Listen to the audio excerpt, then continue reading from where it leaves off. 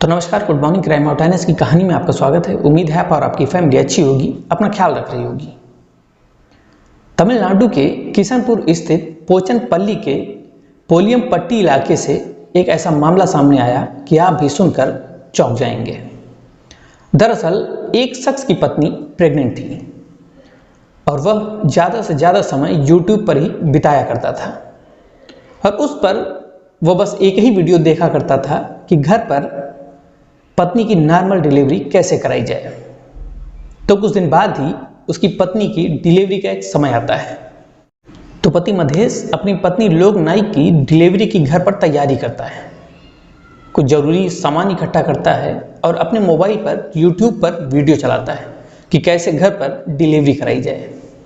पति मधेश पत्नी की डिलीवरी कराना शुरू करता है, लेकिन डिलीवरी के दौरान ही ब्लड ज़्यादा निकल जाता है। तो पति महेश आनंद फानन अपनी पत्नी लोक नाइक को लेकर नज़दीक के हॉस्पिटल पहुंचता है, लेकिन वहां पहुंचते ही कुछ देर बाद ही डॉक्टर उसे मृत घोषित कर देते हैं।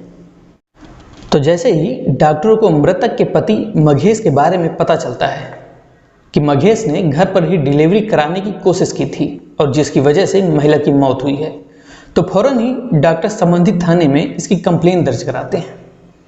तो पुलिस भी हरकत में आती है और मघेश पर सीआरपीसी की धारा 174 के तहत मामला दर्ज कर जांच शुरू कर देती है।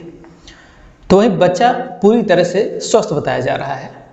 तो दूसरी ओर किशनगिरी के जिला कलेक्टर के.एम. सरयू ने कहा कि सूचना के तुरंत बाद ही जांच के आदेश दे दिए गए थे। तो घटना के बाद ही जिला प्रशासन ने आदेश दिया कि गांव के नर्स और आंगनबाड़ी की कार्यकर्ताएं गांव की सभी नवविवाहित महिलाओं की जानकारी रखेंगी।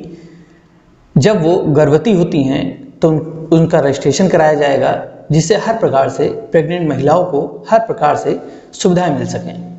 तो एक ऐसी स्टोरी थी जैसे कि पुराने ज़माने के हिसाब से लोग घर पर डिलीवरी कराते थे। तो ऐसे ही एक शख्स ने जाने अनजाने में घर पर ही डिलीवरी कराने का सोचा, जिससे उसकी पत्नी की जान चली गई।